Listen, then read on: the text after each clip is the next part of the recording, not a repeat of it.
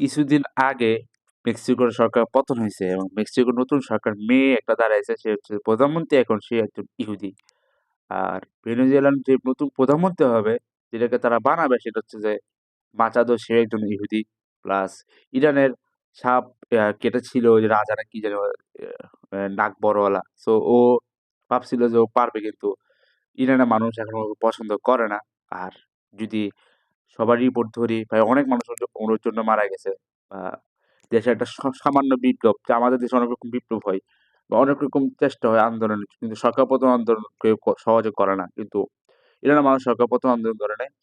শুধুমাত্র ওদের ভিতরে কিছু মানুষ প্রায় অনেক মানুষ এসে পুরা পৃথিবী প্রায় ৬০০-৭০০ মতন মোসাদ এজেন্ট ধরা পড়ছে। গোয়েন্দা ধরা পড়ছে বুঝতেছেন ইরান কতটা রিস্কি ছিল। যাই হোক ভালো করছে। এখন যদি ইরানের যদি পতন না হয় তাহলে গ্রেটার ইসরায়েলের প্ল্যানটা চেঞ্জ করতে হবে। একটু কমাইতে হবে পরিধি। হয়তোবা সোমালিল্যান্ড দিকে চলে যাবে ওর প্ল্যানটা। কারণ অলরেডি ট্রাম্প ভাবতেছে যে ইথিওপিয়া আর মিশরের সাথে একটা সমঝোতা চুক্তি হোক। কারণ নীল রিভার কিন্তু ইহুদিদের জন্য খুব গুরুত্বপূর্ণ এবং সোমালিল্যান্ডও খুব গুরুত্বপূর্ণ। সোমালিল্যান্ডের পাশে হচ্ছে কিন্তু ইথিওপিয়া। ইথিওপিয়া যদি বাঁধ বেঁধে নীল রিভারের এটা বন্ধ করে দেয়, প্রবাহমান বন্ধ করে দেয় তাহলে কিন্তু মিশরের ক্ষতি। তো ইথিওপিয়ার দিকে এখন মানুষ আগাবে।